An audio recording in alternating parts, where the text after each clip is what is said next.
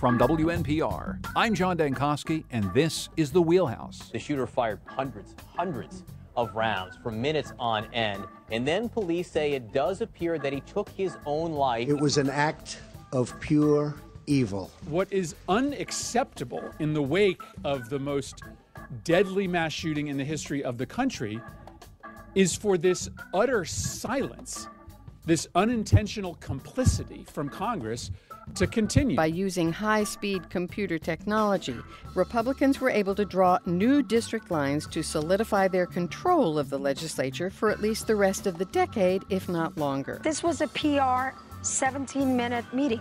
There was no exchange with anybody, with none of the mayors. And in fact, this terrible and abominable view of him throwing paper towels and throwing provisions at people, it's really, it does not embody the spirit of the American nation. Some voices from quite a week in the news. You can join the conversation, 860-275-7266. Comment on our website, wnpr.org/The Wheelhouse. You can find us on Facebook and Twitter at WNPR Wheelhouse. Joining us, as always, is Colin McEnroe. He's the host of the Colin McEnroe Show on WNPR. Hi there, Colin. Good morning, Mr. Dankosky. Also with us in studio is Max Reese. He's political reporter for NBC Connecticut. Hello once again, Max. Hey, good morning, John. And joining us from Cambridge, Massachusetts, Leah Wright-Rigueur. She's assistant professor of public policy at Harvard's Kennedy School of Government. Always nice to talk to you, Leah. And always a pleasure to be on the show. There's a lot, obviously, to talk about this week, Colin, but we've got to start with what happened in Las Vegas. 59 people dead, more than 520 injured at a country music festival. The gunman is Stephen Paddock, a 64-year-old guy who is a wealthy gambler, from what people say, an amateur golfer. He's a guy who collected quite a number of firearms, both that he had in his hotel room at the Mandalay Bay Resort, the place that he used to fire on this crowd. Also many, many more firearms at home.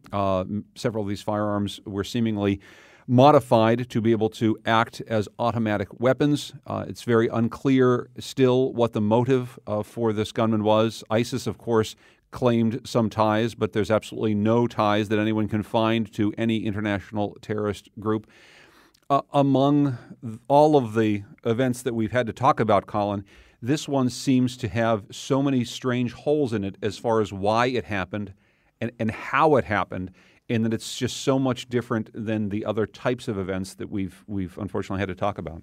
Yeah, and obviously there's sort of a human need to search for why. I'm not sure ultimately why. I mean, why will be an interesting question just because it's an interesting question. I'm not really sure that why will ultimately be an interesting question in terms of leading us towards other truths. There's a real emptiness in some ways to that quest. I was listening to an interview with Masha Gessen, who wrote about the Tsarnaev brothers a few years ago, and that's sort of her argument too. It's like, there's a need to kind of map the motivations and background of people onto what they do. I mean, that's just that's baked into our evolution even. But I'm not really sure ultimately we'll learn that much when we learn about Mr. Paddock. But there's the why, and it's tied up with the how. And I guess maybe the how is the thing that's a little different, Colin, than what it's been in the past. So this is a gunman from quite a distance away, not walking into a facility heavily armed, but in a place where for nearly 10 minutes he's able to fire rapid-fire bursts into a crowd that didn't know where that gunfire was coming from. Police and other first responders had no way to respond immediately. I'm not necessarily sure that the why will turn out to be something interesting, but maybe the why and the how are all tied up together. Here's a guy who liked guns a lot. He brought 10 suitcases of them up to his room over the course of 3 days, under the radar of any notice, really, by the folks who run the Mandalay Bay Resort. And then he also, from what I'm reading in the New York Times this morning, outfitted this hotel room with some surveillance that allowed him to see whether or not people were going to come and apprehend him. I don't know. The why and the how all seem tied up somehow together. He wanted to inflict enormous damage on people from a long distance away. Yeah, well, I want to just amend one thing that I said, which is that I think it's true that one of the highest correlations for mass shooters is that they are abusers of women. And there's some early indications this guy was at minimum verbally and publicly abusive of the woman in his life. I won't be surprised at all if it turns out he was also physically abusive. Rage, obviously, is a common thread. What happens when someone who has rage that they really need to express in some pretty outlandish ways gets hold of this kind of weaponry. So this is another thing that's kind of baked in, right? There's 300 million firearms in the United States, one essentially for every man, woman, and child. We manufacture 11 million of them a year. Most of them do stay in this country. So he's a great poster boy in some ways for the status of guns right now. Guns per household, the number of households that owns guns is actually on a pretty sharp downward trend. I think it peaked in the late 70s at around 50%. I think it's around 31% right now. Percentage of American households that have guns in them. But of course, gun ownership, the number of guns owned in America just keeps going up, which means that fewer people own a lot of them, which is why I say he's a great symbol. And I think to your point, John, that it's the how I think that is so frightening about this, which is where the how on this, I think, is where people in Connecticut, especially after Newtown and Sandy Hook, they can't help but see that correlation. If your kids aren't safe in elementary school and you're not safe at you would think, a secured outdoor country music concert in a very busy, you would think a very safe city like Las Vegas. I mean, in a lot of ways, you always think that the busiest cities are the safest cities because there's so many police around. I would assume there was a large police presence there, and there was no way to stop what happened here, at least as it was happening. And it is remarkable how quickly the police were able to actually figure out where the gunshots were coming from. But I think that that's part of the fright of all this, that somebody planned, because also there was also reporting that he apparently staked out a different music festival in a different part of Nevada in a different high-rise building. So maybe that was like a test run to figure out what he can do, and then eventually got the room at the Mandalay Bay. And on a local note, Mike Lawler with the state of Connecticut, with the governor, who's talking about he's the governor's kind of criminal justice guy. This is kind of to Colin's point. He always posts different data about the prison population of Connecticut. Well, the other day he posted who owns assault weapons based on the numbers, not names. There's one person in Connecticut that has 179 assault weapons in their possession that are registered, with 543,967 large capacity magazines. That's public information. You can search for that. That gives you an idea. People have these some of these weapons, not all of them, because we understand some of these were modded, if you will, but these guns are popular, they're out there, and people have them. Yeah, and when we were hearing from some gun experts on NPR the other night, someone like Stephen Paddock wouldn't even raise an eyebrow with 40-some guns in his possession. And also, he would have passed every background check, it seems like, in the state of Connecticut or anywhere else for that matter. He passed background checks, and as people at the gun shops that dealt with him said he passed a kind of smell test that they have. I'm not exactly sure how rigorous the sniff test in Nevada is. Leah, I'd love your thoughts on all this. Right. So just to Matt's point, he did stake out several other concerts, including a Lorde concert and a Chance the Rapper concert. And I think it's interesting in light of that, how we're labeling him, how we're thinking about him. Right. This is somebody who was trying to inflict terror on large masses of people, right, for whatever reason, and the reason may or may not come out. But I think also one of the things that we have to talk about and we have to really think about is how the country began to immediately responded to this, particularly in light of the fact that this is another year where we've had another mass shooting with mass casualties, and so what are we going to do about it? How are we going to address this? And the first thing that we saw, of course, was the kind of requisite thoughts and prayers are with the victims and the people who have been hurt. And I think that what is the next step? What are we doing? What are we thinking about? What are we actually doing in terms of legislation? What are we doing in terms of preventing a moment like this. And I think, one of the comments that has really stuck with me is Bill O'Reilly the other day said, this is the price of freedom. And it was a really horrific kind of comment in this moment to suggest that a mass shooting with mass casualties, with 58, 59 people dead and over 500 people injured, is the price of freedom. To me, that says, freedom ain't free. Well, And let's talk about what the potential remedies are, though. And I know Colin has some thoughts on this, Leah. But the very first thing we hear, of course, from congressmen like Senator Chris Murphy, who's been really beating this drum for quite some time, calling out his colleagues in Washington for not acting post Sandy Hook. I suppose legislation will be put forward. Some already has, whether it has to do with modified weaponry, whether it has to do with particular types of weapons or background checks. But at the end of the day, as we say often here in Connecticut, if a massacre at a school of very young children can't get anything done in Congress, I don't know why this would change. Right, Leah? Right. So I think the unfortunate part about this is that it's breaking down over partisan lines. We already have a Congress that's gridlocked, has been gridlocked for some time, but gridlock isn't just isn't just about partisanship. There's also gridlock on the right as well. The interesting thing is that if you go back a couple of years, and Pew did a really nice survey of this, gun control wasn't a partisan issue, right? If we go back a decade or two, there was far, far less partisanship surrounding gun control or gun legislation, or even the investigation of guns and their effect on society, or guns as a mental health, right, or as something of the CDC, something the CDC should be investigating. And yet here we are. And I think the first line that came out was thoughts and prayers, and then subsequently after that, the new argument, I think, the new partisan argument is that gun control won't do anything. Gun control won't solve anything. And so we're right back at square one, where we can't even talk about these issues, let alone get to kind of legislating them.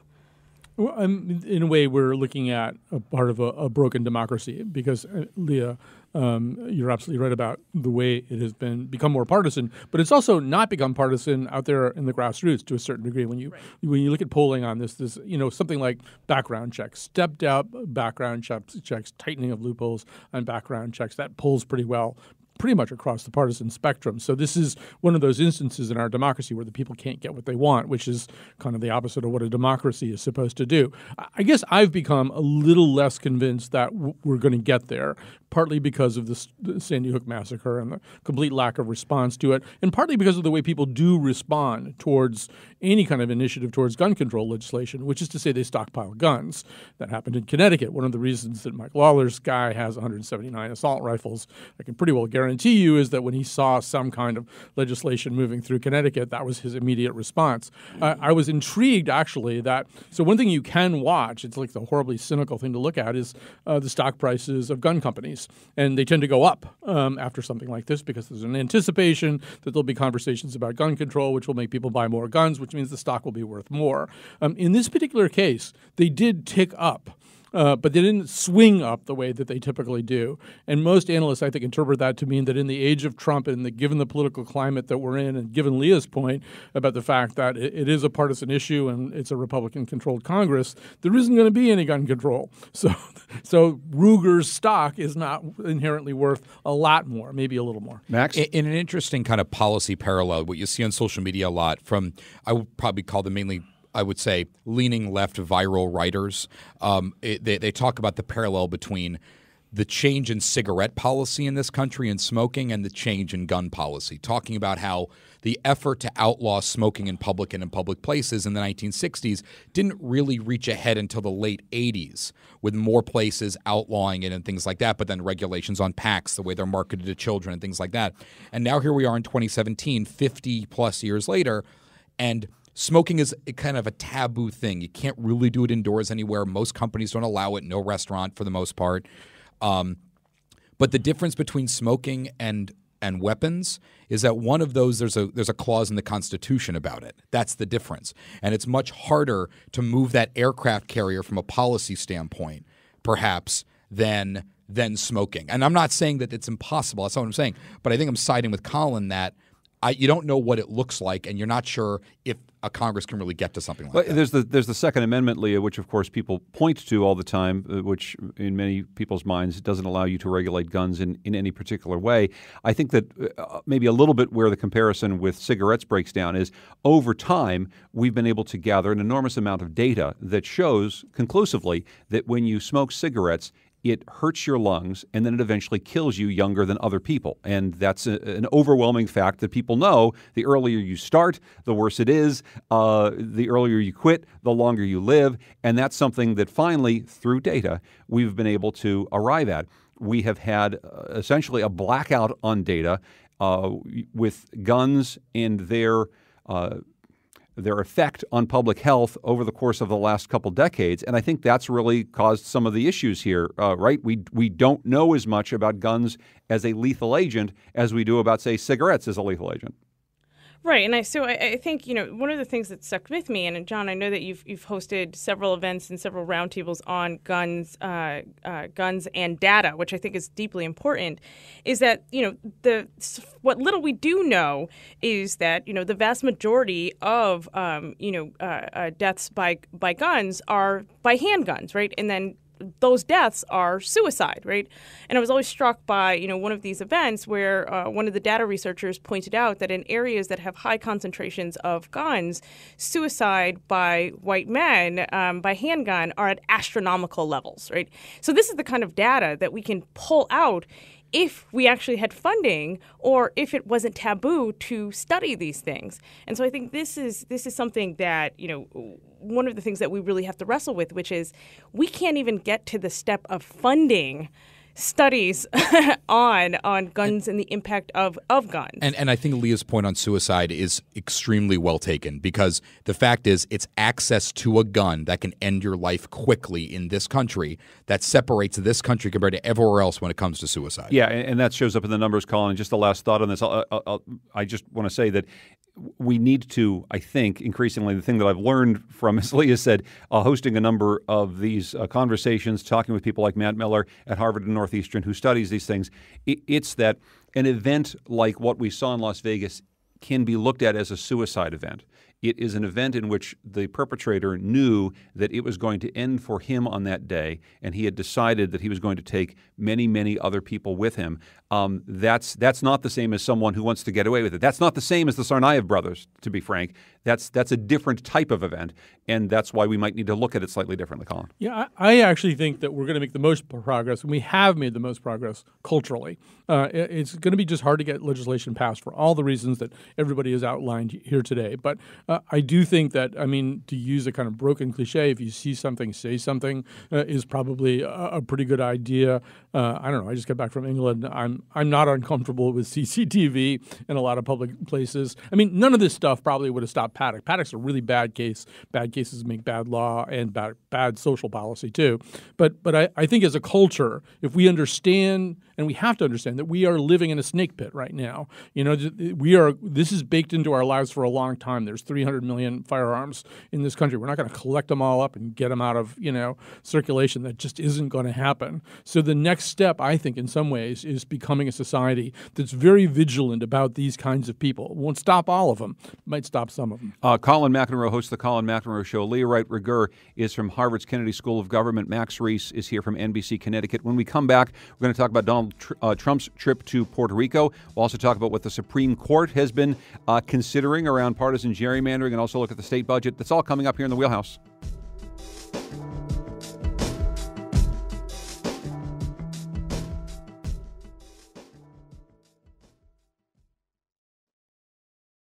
This is The Wheelhouse. I'm John Dankosky. We're talking about the week's news with Leah Wright Rigueur from Harvard's Kennedy School of Government, Max Reese from NBC Connecticut, and our own Colin McEnroe. You've got a show today, Colin. What's on it?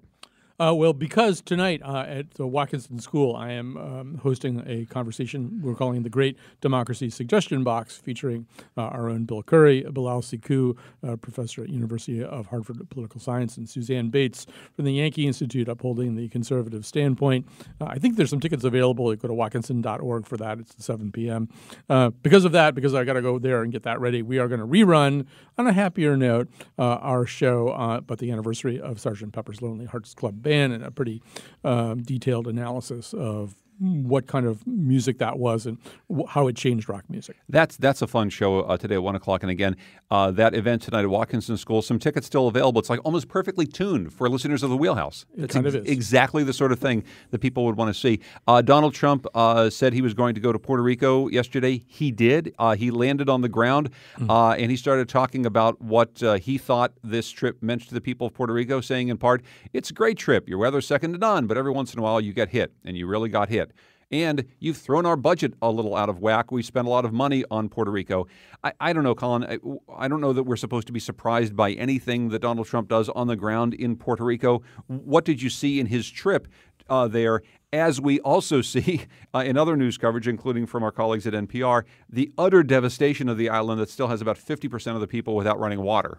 Right. So, I mean, his three-star general on the ground has said this is the worst thing he's ever seen. That's the kind of devastation we're talking about. And I do feel like there's this fine line between inappropriateness and being really kind of weird.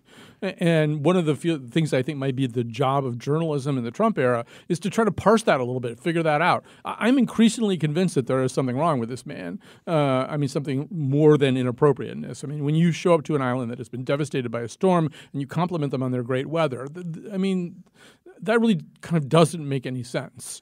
His insistence on painting this particular moment in this kind of Julie Andrews sunniness, again and again, just telling them basically that they hadn't had a real disaster, not enough people had died to warrant it being a real disaster, that it mainly has been an exhibition of governmental prowess in terms of the government's ability to respond. And then that strange thing that he does, where he saluted Puerto Rico's non-voting member in Congress, and the governor saying that each one of them has said nice things. And in the case of Jennifer Gonzalez, who's the former Jennifer Gonzalez Colon, who's that former non-voting member, he said, "Could you say those things again, Jennifer? Could you say them?" It's like dance, monkey, dance. I mean, it's right. He has this insistence that people be measured mainly by how nice they are to him. Leah? Yeah, I mean, at this point, I think it's clear that the driver of Donald Trump in a lot of this is that, he thrives off of praise, and he thrives off of effusive praise, and he has a visceral reaction to people who challenge him or who challenge his legitimacy, particularly, and in this case, women and minorities. Hence the kind of attack on the mayor of San Juan, who, in this kind of who kind of got shunned out in this moment, even as she attended all of these events, and I believe that they shook hands, but then later kind of shaded her in some of his comments, and then she again went on TV and said some not some kind things about his appearance. So I do think that this is one of the things that we're seeing is maybe, as Colin said, some of it is the weirdness of somebody who is not sure how to empathize with people and is so kind of caught up in making sure that this is not his Katrina, that he ends up contrasting this in really kind of non-empathetic and non-compassionate ways, and thus making the situation worse. I think the other thing is that, we're dealing with someone who sees Puerto Ricans and, the island of Puerto Rico as second-class citizens, and so doesn't want to put the same effort in. And whereas with Texas and with Florida was kind of talking about, we're here to help, we're going to do this, we're going to do that, is now pushing and saying, these people have to take accountability for themselves. Again, we're talking about an island that has only 7% of the island has power right now. So it was a weird moment. It also was very much about optics and public relations and look how great I'm doing, and everyone pat me on the back and now I'm going to throw paper towels at the crowd. And I also think that there were some optics. Not the word optics. You could see the way Donald Trump thinks when he's learning more information. We learned this during the campaign. When he starts learning more about the thing he's talking about, he starts talking about it instantly. On different campaign events, he would start talking about the different state and say, hey, did you know this? Did you know this? You could almost see his train of thought with his tweets over the weekend as if he was just learning that Puerto Rico was his responsibility, that this is a group of people that are American citizens. Like, oh, yeah, this is our problem. And then he's learning, oh, well, they also have a debt. Did you know that Puerto Rico has debt? And then he said yesterday, I believe it was to Fox News or CNBC, that they're going to eliminate Puerto Rico's bonded debt, which is $73 billion. I don't know what the creditors think about that, but that's a loaded statement. That's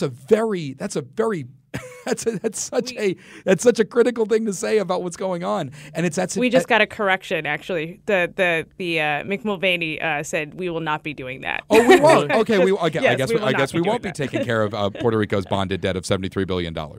You see, it's a small point. Actually, both what you said, Colin and Leah, it reminded me of something that I actually only think about whenever we think about mass shooter situations. It's something called theory of mind. The notion that you can see other people as something other than cardboard cutouts in your life, but that they are breathing, living beings that you might have empathy for because you might understand that they have their own reality that they are living in. And that is essentially what enables some people to be empathic and others not, and perhaps that's what we're missing here. First of all, this comes up with him a lot, the theory of mind stuff. But I also want to say there's a trickle down from there, from him, and stuff that's kind of also embedded in our culture. I've encountered a lot, particularly in writing about this or just posting clips up on social media of stuff that we've done. People who are Trump supporters saying, well, maybe Puerto Rico should have been a little bit more prepared. Maybe they should have been a little bit more prepared for this. Now, a few weeks ago, we were talking about Houston and the reporting that Nina Satija and the Texas Trib did about the fact that Houston basically set up a situation where they created floodplain where there never was floodplain. They built in things that they knew were floodplain. Houston is a case of gross negligence on the part of municipal officials in terms of ignoring every possible sign and piece of data that might help you harden yourself off against catastrophe. I didn't hear that kind of commentary coming about them. Maybe they should have been a little bit more prepared. And I think that's directed at brown people. I think brown people get criticized because they're not more prepared. I'm not suggesting, Puerto Rico has in fact suffered from some inadequate leadership over the years, some very inefficient government over the years, and lack of visionary leadership. I'm not suggesting that things are perfect down there, but there's a way that people talk about this that I think is very race-based. And to be fair, though, they've also suffered from the fact that they cannot in any way control their own destiny as a territory of an American government, which I think we can see is largely dysfunctional right now. Colin McEnroe hosts the Colin McEnroe Show. Leah Wright-Rigueur is at Harvard's Kennedy School of Government. She joins us from Cambridge today. Max Reese is here from NBC Connecticut. I'm going to turn things over for a few minutes to our colleagues who are going to tell you how and why you should support public radio and all the great things that you hear here on WNPR. It's our fall fundraising campaign, and we hope that you'll give generously to support programs like The Wheelhouse. This is The Wheelhouse. I'm John Dankosky. We're taking a look at the week's news with Leah Wright-Rigueur. She's Assistant Professor of Public Policy at Harvard's Kennedy School of Government. She joins us from Cambridge today. Max Reese is here. He's political reporter for NBC Connecticut. And our own Colin McEnroe, back from a trip abroad. He's host of the Colin McEnroe Show on WNPR. It's good to have Colin back. Let's talk a little bit about a big case in front of the U.S. Supreme Court, radically reshaping politics, potentially. The case from Wisconsin, Republicans in 2011 controlled both the legislature and the governorship in a redistricting year for the first time in decades, presenting them with an opportunity for consolidating their power.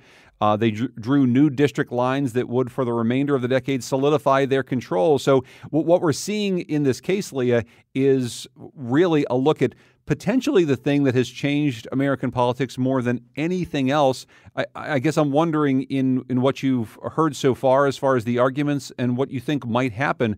Do we actually have a change in politics coming? Does the political gerrymandering that has so skewed the political system for so many years, does it actually get an overhaul here? So the interesting thing about this, and maybe the predictable thing, is that the court seems to be falling into partisan lines. I know that's a shocker. In their shocker in their review of the case and in their discussions of the case. So John Roberts, I think, who is Chief Justice, said that he was deeply concerned that if the Supreme Court were to rule on this, that what would Republican voters think? They'd say, "Oh, well, you're just helping the Democrats," and that it would be seen as partisan lines. And I think the unspoken, though, is that if the Supreme Court doesn't rule, it's, well, this is a partisan decision, that the conservatives on the court have decided that, you know what, this is something that benefits Republicans. We also saw kind of a breakdown, I think, between with Neil Gorsuch, of course, who we know was an extremely political appointment, and who, basically said, compared gerrymandering to putting rub on a steak, right? A pinch here and a pinch there, and then a pinch everywhere. We also saw kind of a pretty testy exchange between Gorsuch and Ruth Bader Ginsburg on the right of the Constitution and the role of the court in kind of legislating or interfering in legislation or ruling on legislation. So all told, a lot of this is going to come down to Anthony Kennedy, who a lot of the court decisions in the last couple of years have come down to Anthony Kennedy's vote. And from my understanding, from the reading of the testimonies from the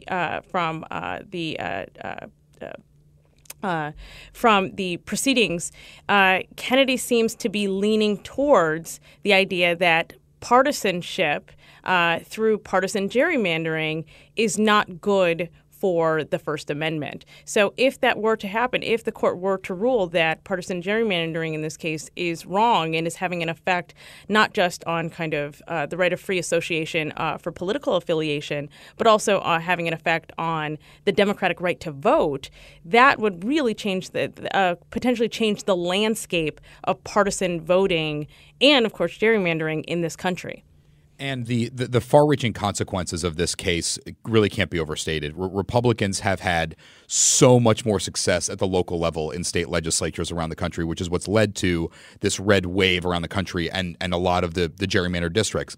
And this case could have a ripple effect on all these different states that have had their maps challenged. You're talking about North Carolina, Virginia, Texas, Alabama, not just Wisconsin, but those four that I just mentioned all used to be covered under the Voting Rights Act, under pre-clearance. So this could be, in a way, kind of backing into new protections for those states where the gerrymandering and the voting restrictions that were there in the early 1900s and the late 1800s that kind of kept going even up until recent years.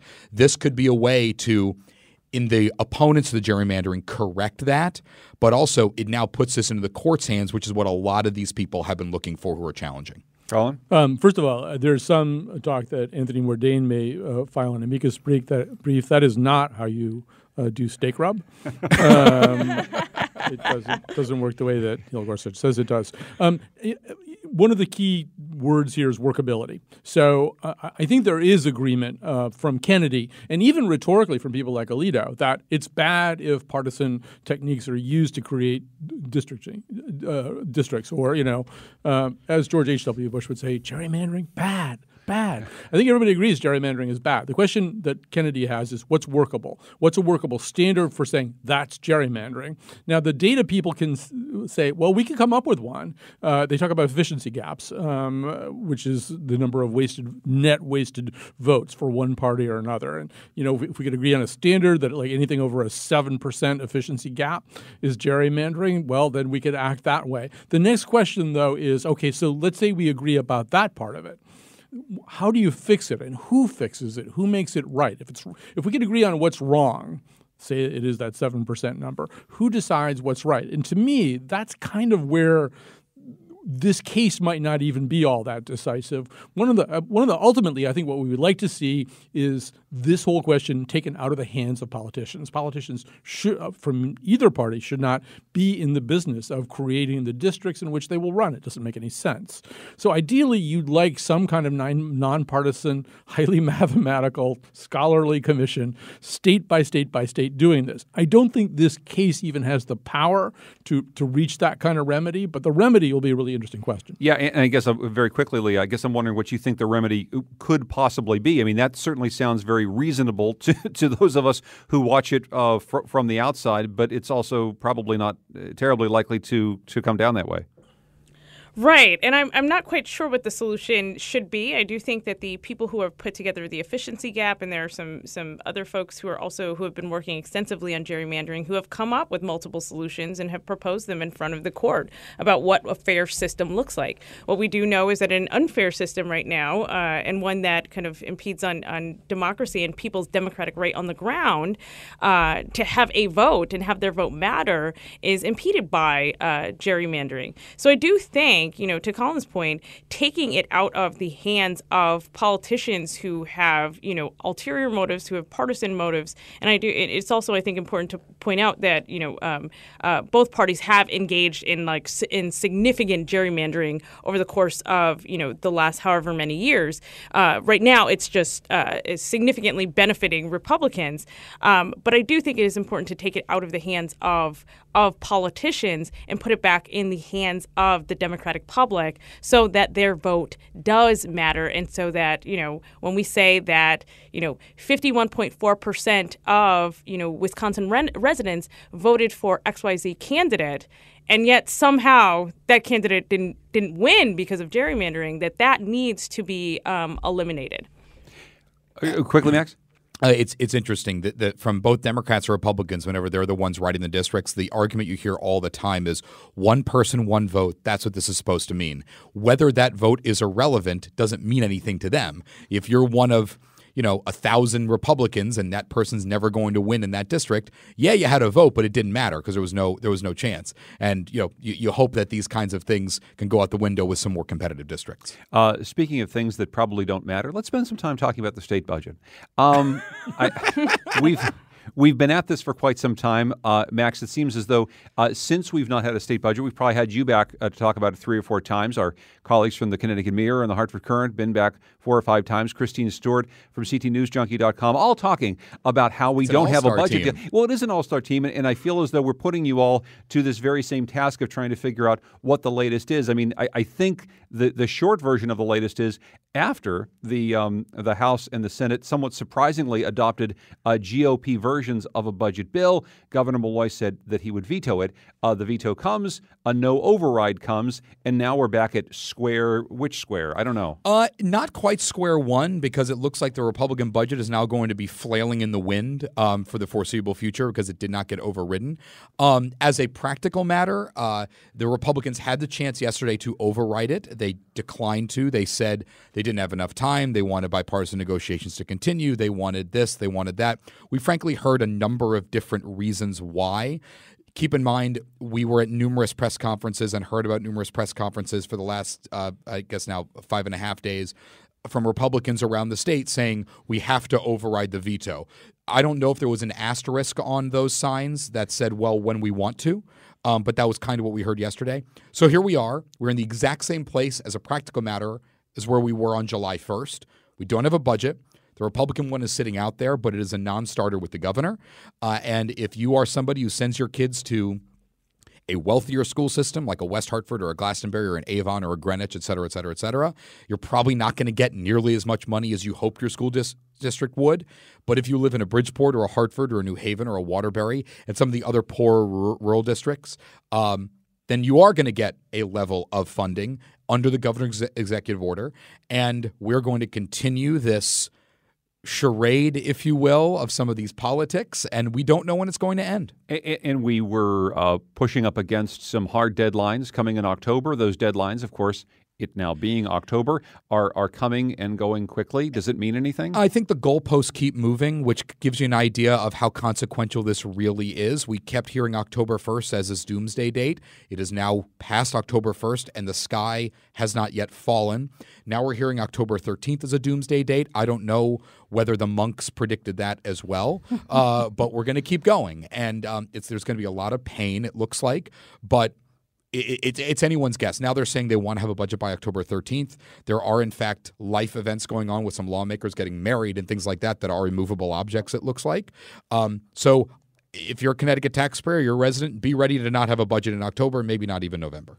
Colin? This guy probably is falling in certain parts of the human services sector where there's sort of a deep irony, first of all, that Dan Malloy, who's in later years been a very unpopular governor and these historically low approval ratings, now has almost unabridged power to run the state of Connecticut. That's what they've done. They've made Dan Malloy a reluctant despot. He really can do an awful lot, and nobody else can do anything.